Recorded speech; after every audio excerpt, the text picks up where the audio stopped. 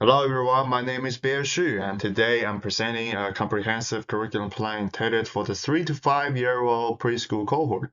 This assessment outlines a holistic framework that integrates the Victorian early years learning and the development framework with the whole child philosophy.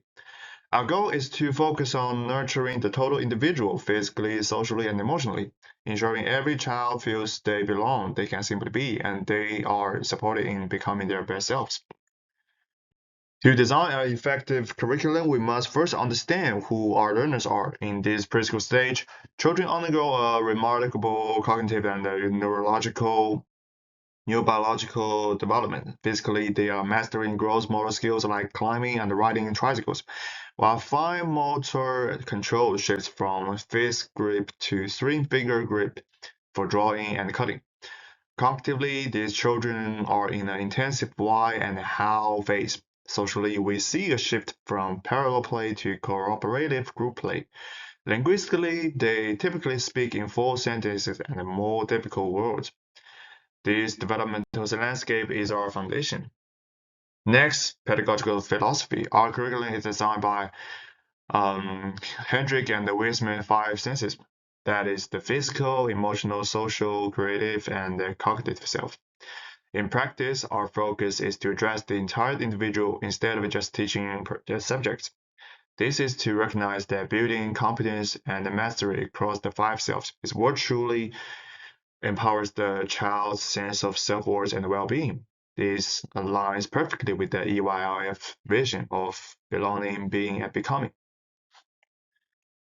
Our 5-day program, Inquiry and the Connection, is designed to be child-led, yet intentionally scaffolded. Monday focuses on story of a place. We collect loose parts and intentionally acknowledge the Aboriginal and Torres Strait Islander perspectives of the land we are on. It links to outcome two, building a sense of belonging to groups and communities, and responding to diversity with respect. Tuesday targets the emotional self. We create emotion masks to help children identify and manage feelings. If a child is frustrated, we can use the masks to role-play empathy and comfort. On Wednesday, we engage the cognitive self through scientific inquiry. Children use primitive reasoning to seek answers during play. We encourage them to hypothesize, experiment, and collaborate to build scientific language. Thursday is the community market. Children engage in dramatic play, taking on complex character roles and scripts. We also embed early literacy and numeracy by having children create science and currency to resonate with the idea of 100 language of children in regional mammalia approach. On Friday, we use technology for reflection. Children use tablets for digital storytelling and creative expression. This makes the learning invisible to themselves and their families. As educators, we use this time for critical reflection. The environment is our third teacher. For a room of 20 children, I designed 4 different zones to support their 5 selves. The literacy nook is a quiet zone to support self-regulation. We ensure the space is culturally responsive and honors each child's unique background. Next is Construction Studio, an active zone designed for mathematical and spatial reasoning. We encourage children to transition from simple exploration to complex problem solving and shared inquiry. The atelier is the heart of the creative self, where we embrace the 100 languages of children. We provide high-quality materials for symbolic expression and include a documentation area to make children's thoughts and learning visible. Dramatic Dramatic play zone is where children navigate the complexity of social negotiation and empathy. This space allows 4 to 6 children to engage in collaborative scripts that reflect diverse roles and points of view. Outdoor play is critical Here, outdoor play is critical for gross motor development and the connection to the natural world. Our layout includes a sensory garden for sustainable projects and a climbing structure to foster proprioception and resilience.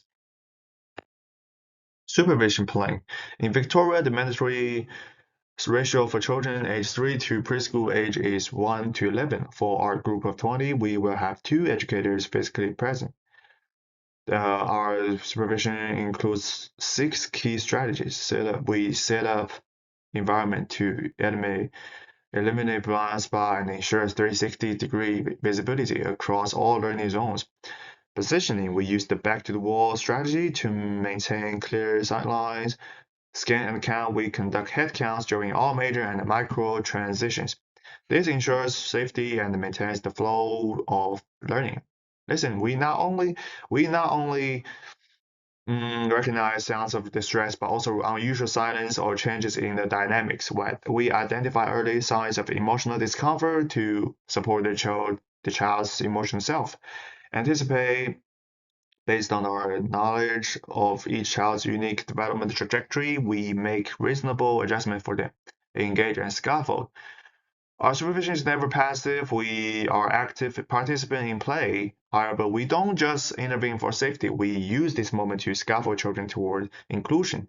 We engage and act upon unfairness. We empower them to stand up for themselves and others. Teaching strategies, our primary teaching is strategy scaffolding, provide temporary support that is gradually removed as the child masters skill. As the stand and shared thinking is also used, we practice intentional teaching, being deliberate and purposeful in our choice to extend the child's play into a deeper learning moment. Assessment in our curriculum is an ongoing cycle of observing, assessing, planning, implementing, and evaluating. We employ learning stories which document a child's unique learning disposition, such as curiosity, persistence, and creativity. It's more than just academic tics. We actively include children's voice so children can gain agency and become consciously aware of their own problem-solving strategies. This holistic record provides meaningful evidence of each child's progress toward the 5 learning outcomes.